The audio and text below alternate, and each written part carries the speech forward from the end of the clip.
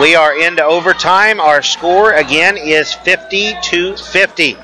13-8 Drexel after 1, 26-13 at the half, 37-28 after 3. Locked up at 50 all here as we will play 4 more minutes. Jacob Brewer, injured in the first half, will start the overtime, but he does limp a bit. Leaping here, they'll just go ahead and let it be tapped and controlled by the Tigers. Robb will quickly attack and score on Brewer.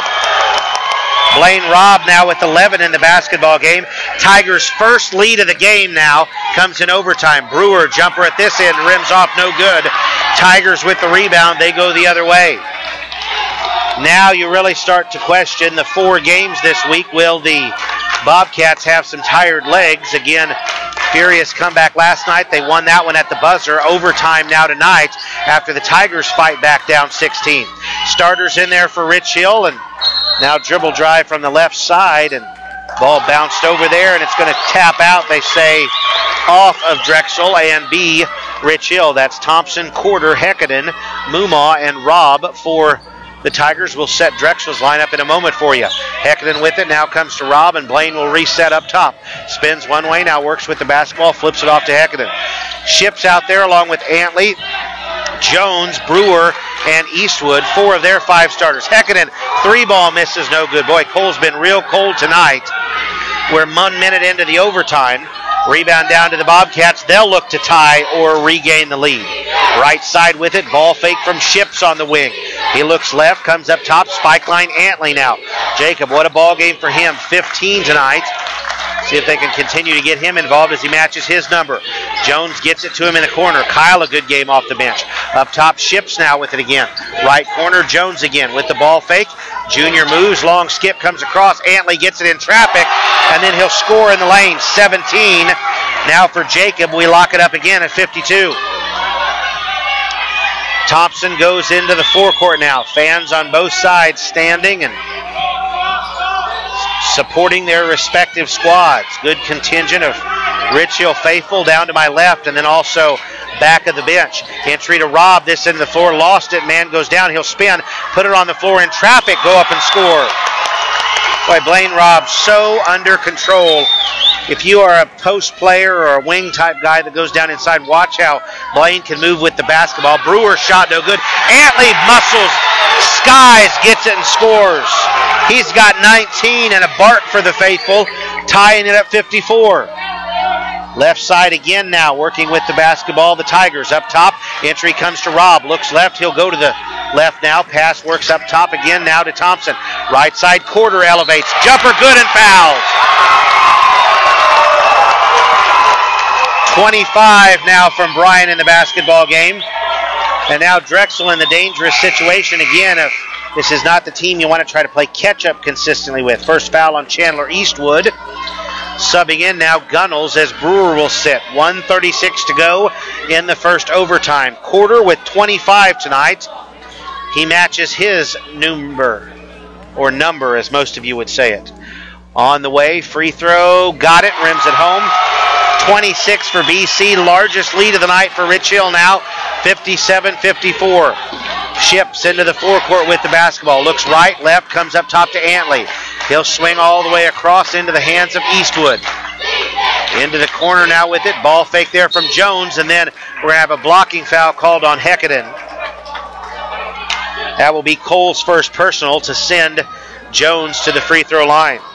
Kyle's first trip there tonight. The Bobcats have struggled from the line. 4 of 9 on the ball game. Conversely, 9 of 12 for Rich Hill. Check that, 12 of 13. Corder hit the last one.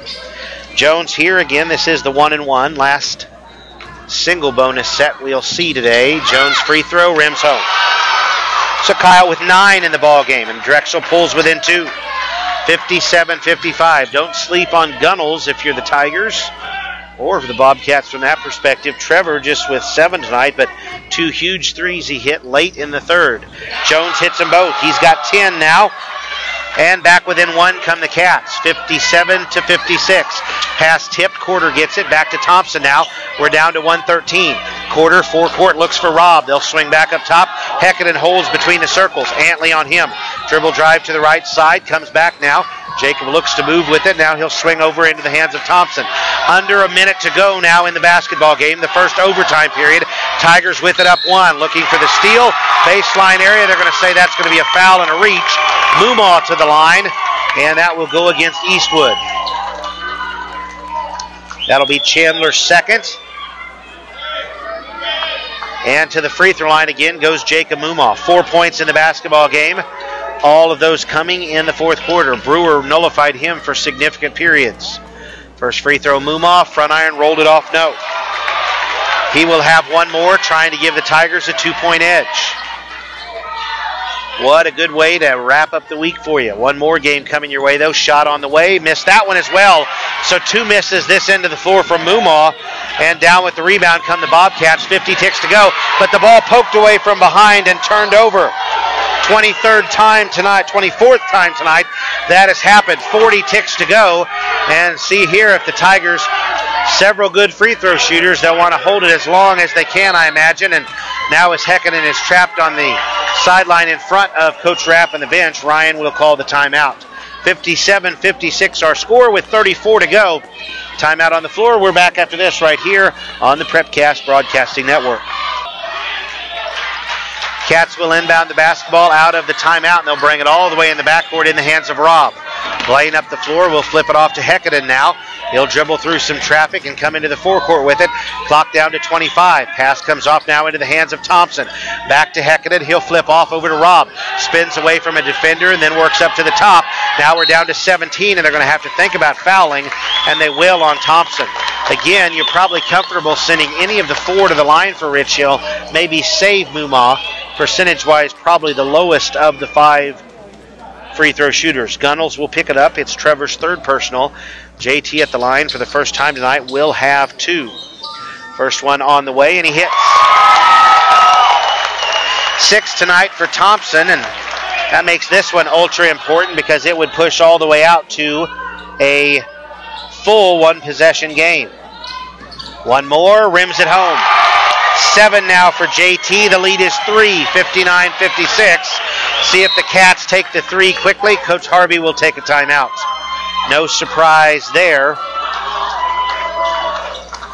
With 10.8 to go, we'll see what he sets up, but we'll take a break and rejoin you right here on the Prepcast Broadcasting Network. Jones will be down in front. They'll spread the floor out a bit. Shipley also out there. Nope, check that. That's his Ships out there, along with Eastwood, Antley, and Gunnels. Jones now steps into a 3-ball. Front iron, no. Ships underneath, misses. Rebound, got back, and he scores with 2 to go. But the Tigers don't have to inbound the basketball. They will just let it run out.